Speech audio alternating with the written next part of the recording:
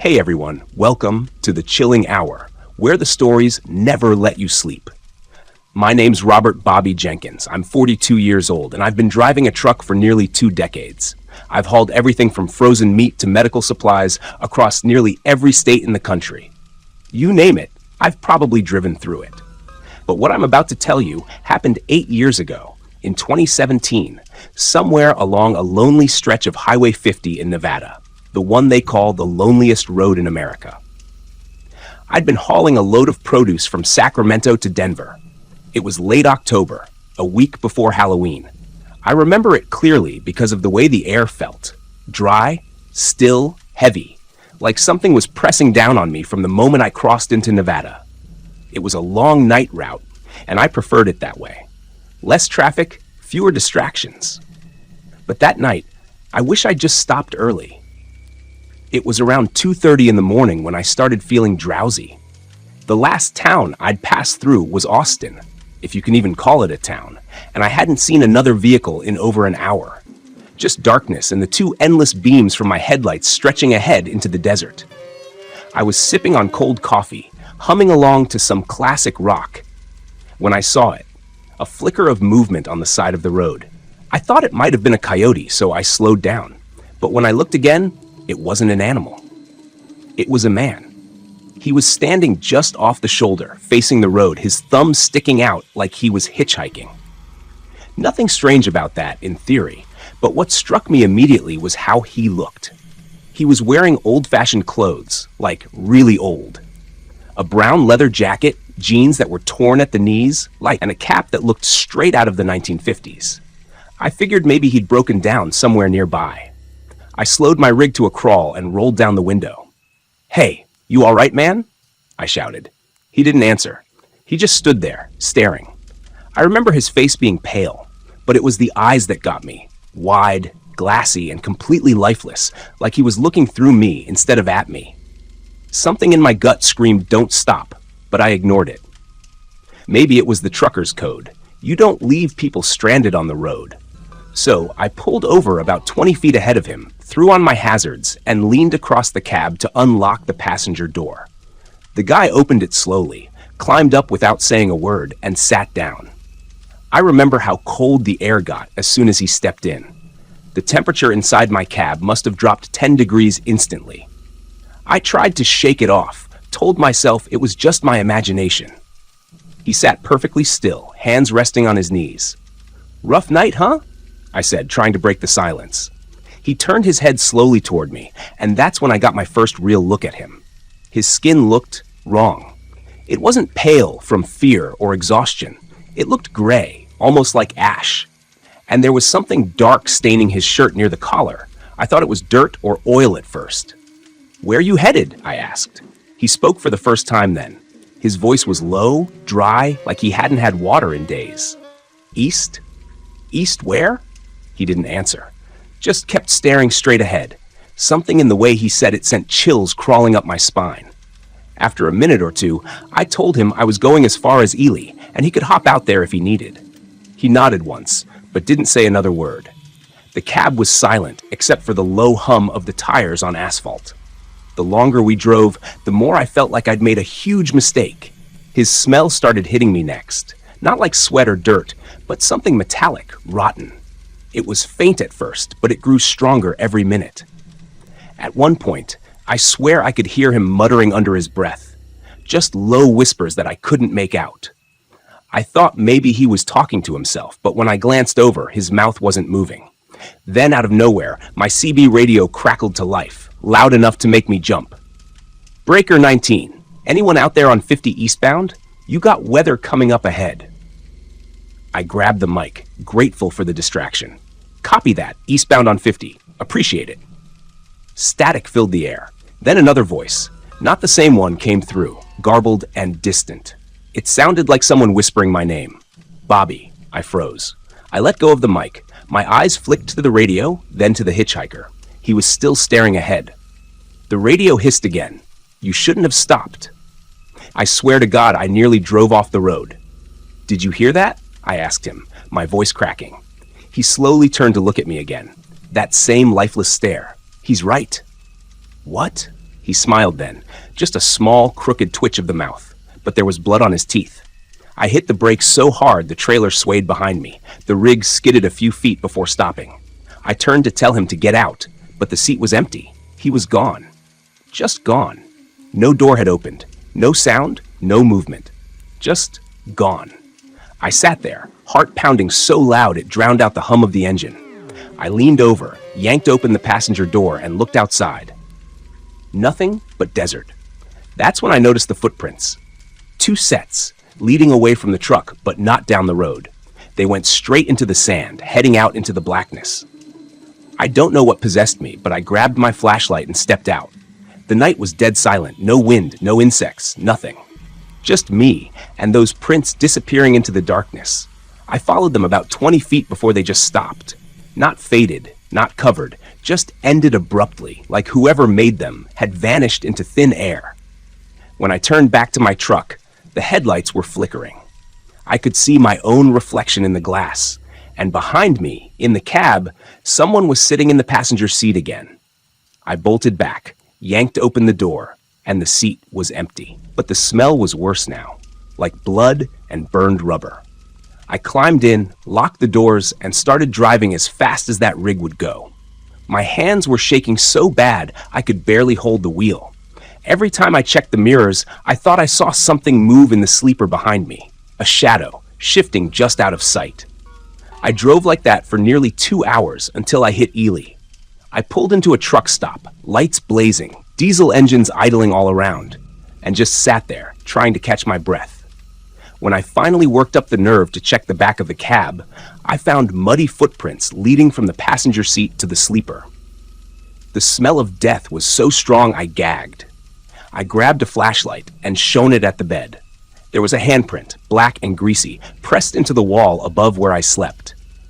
That was it. I locked up, went inside the diner, and didn't go back to the truck until sunrise. The next morning, I told one of the older drivers what happened. His name was Hank, been on the road 40 years. He looked at me like he'd seen this before. "You pick him up around mile marker 122?" he asked. "Yeah," I said. He sighed, took a sip of his coffee. "That's Tommy Hales. Died out there back in '73. Head-on collision with a tanker. Whole rig went up in flames. They say he still tries to hitch rides eastbound." I laughed, or tried to. "Come on, you're screwing with me." He shook his head. "I ain't. A lot of guys seen him. Some don't stop, some do. The ones who do..." He looked me dead in the eye. "They don't always make it." I wanted to believe it was all a nightmare brought on by fatigue. Maybe I dozed off, maybe I hallucinated the whole thing. That's what I told myself for weeks. But 2 months later, I was driving the same route again, this time in daylight. About 10 miles before marker 122, I saw something that froze me in my seat. A memorial cross, sitting by the side of the road. Flowers, old trucker caps, rusted license plates, and a small photograph in a cracked frame. It was the same man, same jacket, same face. The nameplate said, Thomas Tommy Hales, 1948 to 1973. Gone, but never forgotten. I pulled over and sat there for a long time, staring at it. The desert wind howled through the rocks, and for a split second, I thought I heard someone whisper my name again. I haven't taken Highway 50 since. But here's the thing that really keeps me up at night. A few months ago, I was parked at a rest stop near Kansas City, trying to grab some sleep.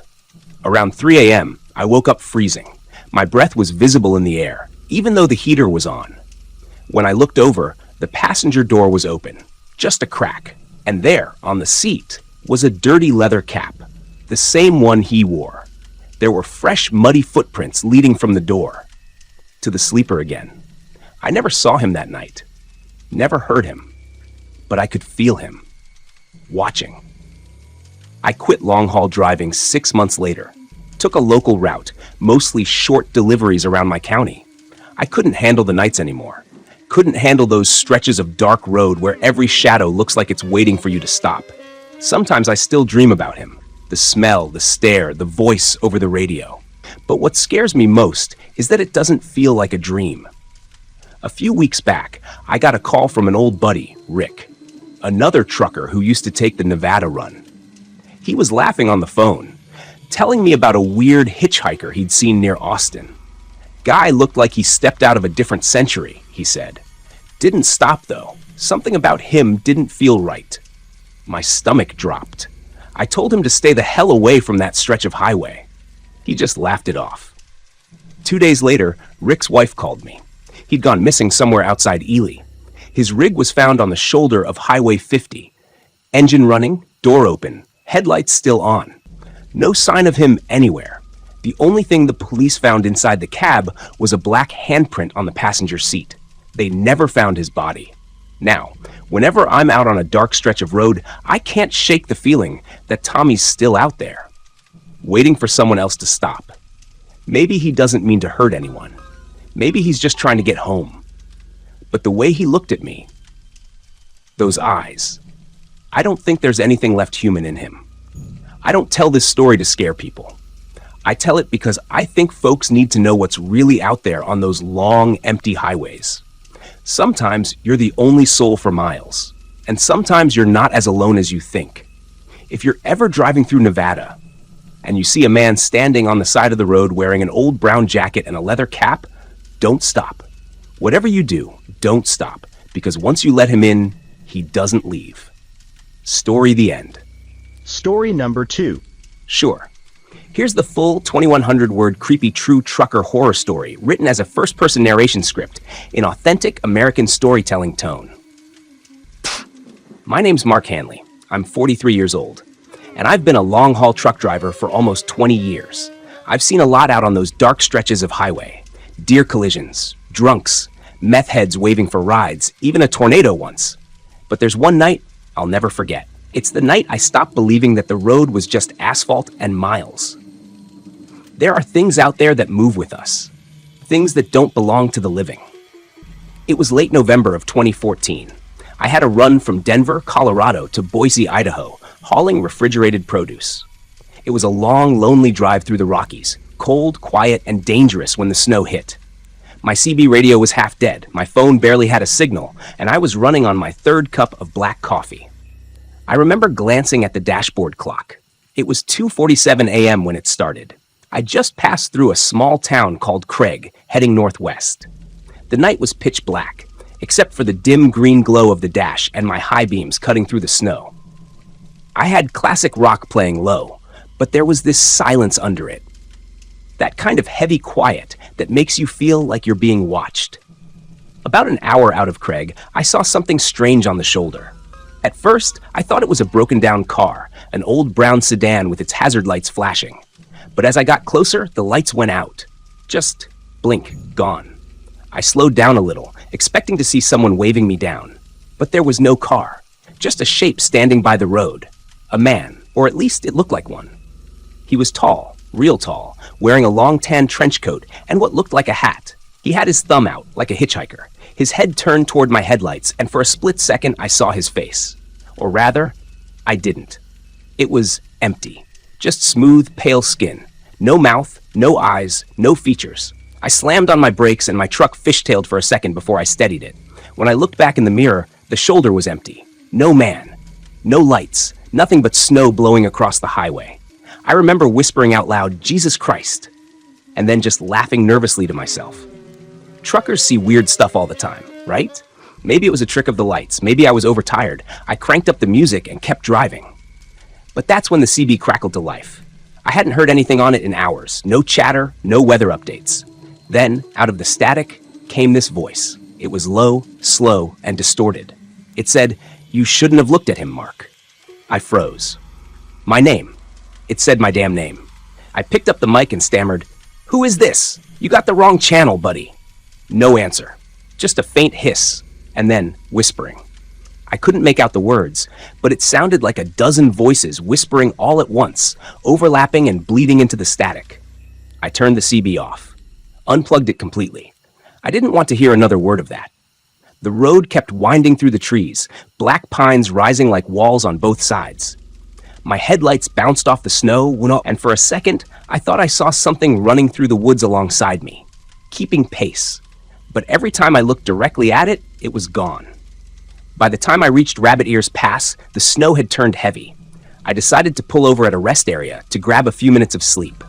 It was a small one, 2 vending machines, a couple of picnic tables buried in snow, and a single bathroom lit by a flickering yellow bulb. No other vehicles, no other lights. I parked my rig, shut down the engine, and let the silence settle in.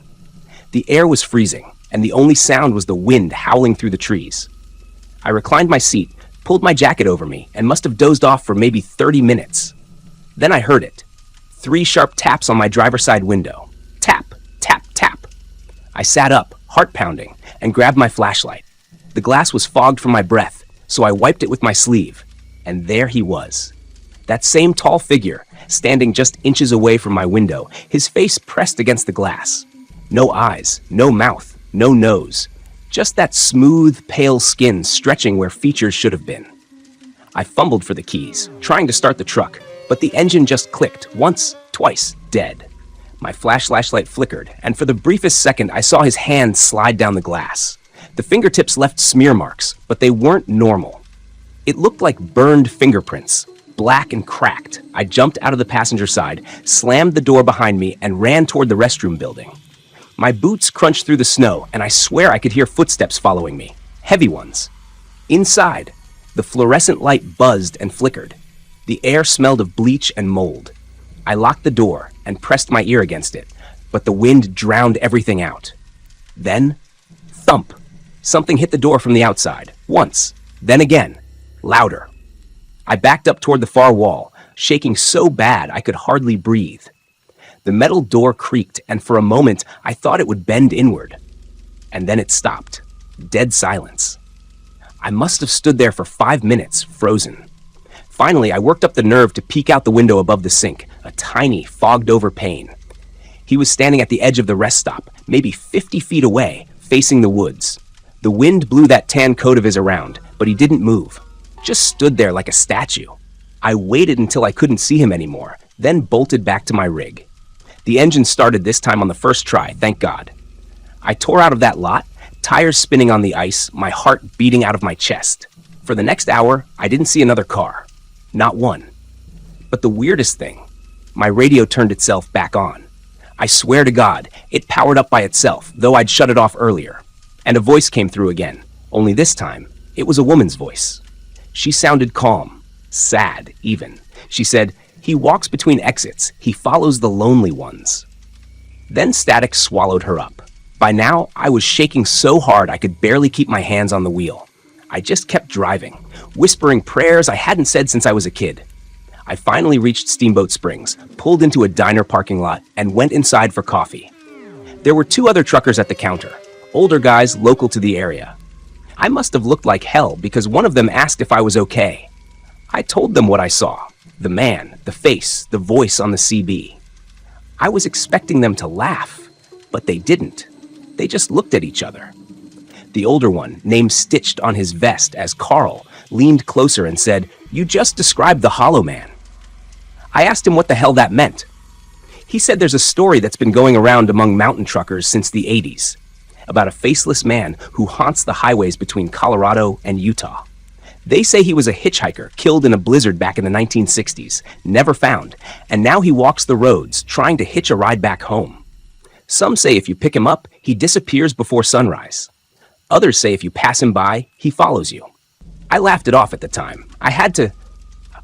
What else do you do? But deep down, I knew what I saw wasn't a story. It was real. When I left the diner, the morning light was breaking through, weak and gray.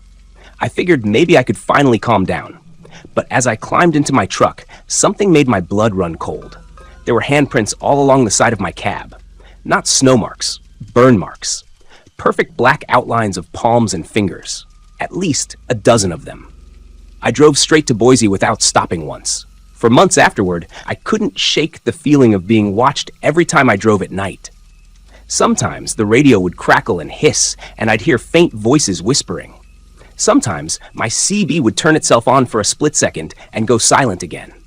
I stopped taking night runs altogether for a while. But I thought maybe that was just stress. Maybe my mind was trying to fill in the blanks.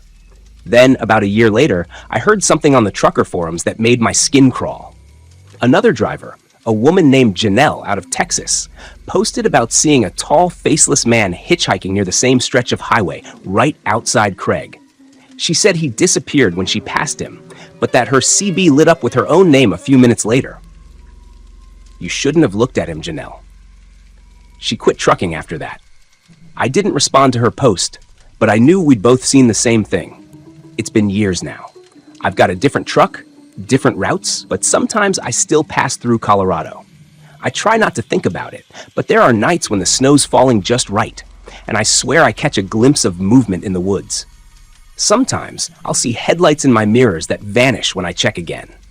And once, not long ago, I was driving north out of Pueblo and my CB came on again. No voices, just faint breathing, like someone was sitting right next to the mic. I don't touch it anymore. You might think I'm crazy. Most people do. But there's a reason a lot of us truckers don't stop on those mountain highways at night. There's a reason some rest stops are always empty, even though the lights are still on. I learned something out there. Something you don't forget. The road isn't just for us. It never was. There are things that walk beside it, unseen. Things that wait for the lonely ones, the tired ones, the ones who look too long at the dark. And if you ever see a man in a trench coat by the side of the road, hitchhiking with his face turned toward you, don't look. Don't even slow down. Just drive. Because once he knows you've seen him, he won't stop following you. Story, the end. Story number 3. My name's David Hensley. Been trucking since I was 19. This happened back in 2016, somewhere along Highway 287, between Amarillo and Wichita Falls, Texas. I've seen weird things before. Shadows, figures by the side of the road that vanish when you blink. But this one almost made me quit for good. It was late November. Cold wind, dry air, the kind that stings your nose when you breathe in. I was hauling a load of canned goods from Denver to Dallas, running behind schedule after a snow delay in Raton Pass. I left Amarillo around 11 p.m., figuring I'd make Wichita Falls before sunrise. That stretch is lonely, man. Hardly any gas stations, no rest stops worth stopping for. Just flat land and old, forgotten ghost towns. About an hour in, I noticed the fog. Came out of nowhere. 1 second the sky was clear, next second it was like driving through smoke. I slowed down to maybe 40. The fog was thick. I mean thick like soup. My high beams just made it worse, bouncing off the mist. So I dimmed them and leaned in close to the windshield. And that's when I saw it. A pair of taillights ahead, faint red dots floating in the fog. I thought, finally, someone else on the road. I hadn't seen another vehicle in miles. The lights were steady, not swerving, not braking. So I figured I'd follow them to stay on the right path. After a few minutes, though, I realized something strange. The distance between us never changed. I sped up to 60, 70, even hit 75 for a bit, but those lights stayed the same distance ahead. Like they were attached to an invisible string, always just out of reach. He pauses. The hum of the truck engine fades slightly, replaced by the sound of distant wind. Now, I've dealt with hallucinations before. Long hauls, no sleep. You start seeing things that ain't there. But I'd rested that morning, had a full meal, and was stone sober. So I kept watching. Maybe it was an old trucker tricking me, keeping me on my toes. But then I noticed there was no shadow of a trailer, just the lights, floating in fog. After maybe 20 minutes, I thought about calling it quits and pulling over, but I couldn't find a shoulder. The fog swallowed everything. My GPS stopped tracking, no signal. It just froze, blinking like it was trying to catch up. Then, I saw something that made my stomach drop. The taillights turned off the road. No signal, no slowing down, just drifted right into the darkness on the left. I thought, no way. I slowed to a crawl, maybe 15 miles per hour, looked out my window and saw a narrow dirt road disappearing into the fog. That's where the lights had gone. There was a faded sign on the side that read Ridgeview Service Area, 2 miles. Looked old, rusted, shot up with bullet holes. I hadn't seen that place on any map, but my fuel was running low, and something told me I needed to stop. Not for gas, but for my sanity. I was getting that tight feeling in my chest, that sense that you're not alone, even though you are. So I turned. The dirt road was rough. My tires kicked up dust and pebbles, echoing like bones under the weight of the truck. After maybe 2 minutes, the fog cleared enough for me to see faint shapes ahead. Buildings, old ones. A rundown gas station, a couple of boarded-up houses, a diner with a neon sign that still flickered open. The whole place looked frozen in time. I parked the rig in front of the gas station. The windows were busted out, the sign half hanging, but there was light inside, a dim yellow glow. I killed the engine, grabbed my flashlight, and stepped out. The air was dead quiet, no wind, just the crunch of gravel under my boots. Inside the gas station, it smelled like mildew and dust. But the light, it was coming from a lantern on the counter. An old metal kerosene lantern, burning steady. There was nobody there. No clerk, no sound, no hum of refrigeration units. Just that lantern, like someone had left it waiting for me. He takes a deep breath, the sound of trembling hands brushing denim. I called out, "Hello? Anybody here?" But my voice just echoed off the walls. I walked up to the counter and saw something scratched into the wood. Deep grooves, carved by hand. It said, "Don't stay past midnight." I looked at my phone. It was 12:07 a.m. That's when I heard the door slam behind me. I spun around. Nothing there. The air changed, though. Got colder. The lantern flickered. I swear on my life, I saw shadows move along the shelves, like figures walking just out of sight.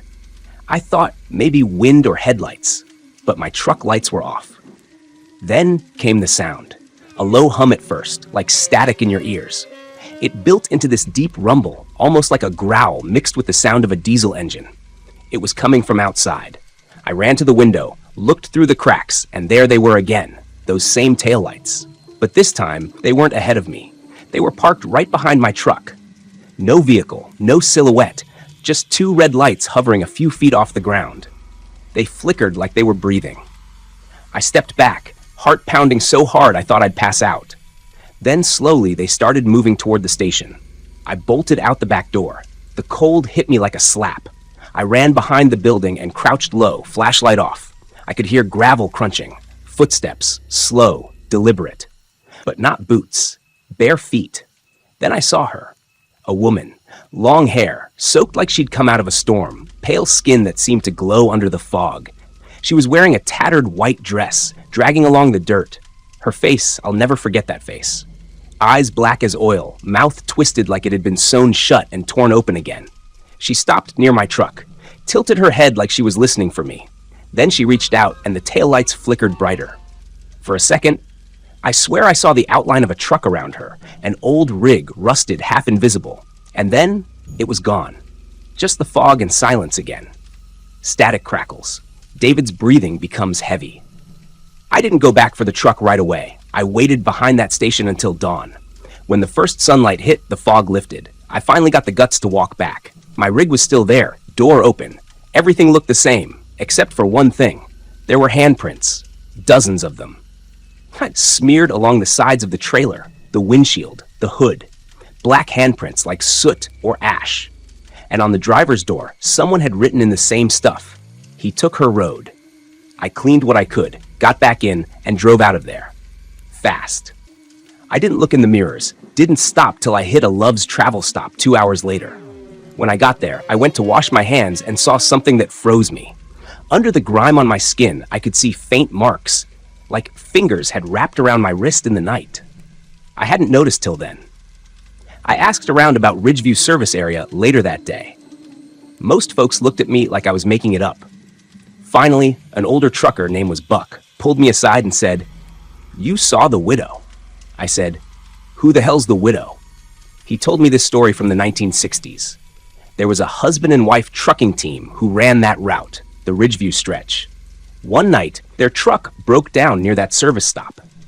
The man went for help, never came back. When they found his body a few days later, it looked like he'd been hit by a truck and dragged miles down the road. His wife lost her mind, kept driving that same stretch for years, claiming she could still see his lights in the fog. One night, she drove straight into the ravine.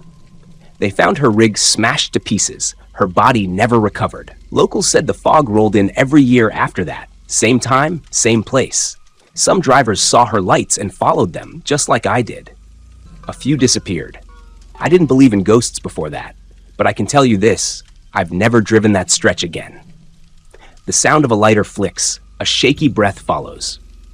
It's been years, Sometimes, though, when I'm on an empty highway and the fog starts rolling in, I catch myself watching the mirrors. Not for cops, not for tailgaters. For those damn red lights. Last winter, I was hauling through Oklahoma near midnight when I saw them again. 2 faint dots behind me in the fog. My stomach dropped. I pulled into the next rest area, parked under the floodlights, and waited. Nothing followed me in. When I checked the back of my trailer, there were handprints again. Fresh ones.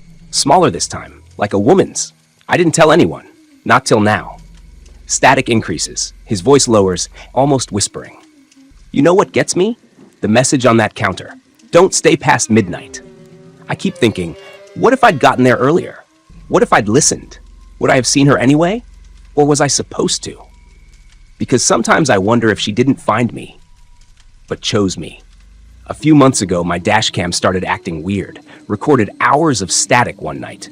When I played it back, in the middle of the snowstorm, I caught a frame, just one, that showed a woman's face in my passenger seat. Her eyes were black, her mouth was shut tight. I threw that camera away. But the next night, when I turned my truck on, the dash screen flickered to life before I even started it. And on it, in red letters, appeared a single message. He took her road. Same words from my door that night. I swear to God, I almost wrecked trying to shut it off. Silence for a long beat, the faint sound of wind whistling.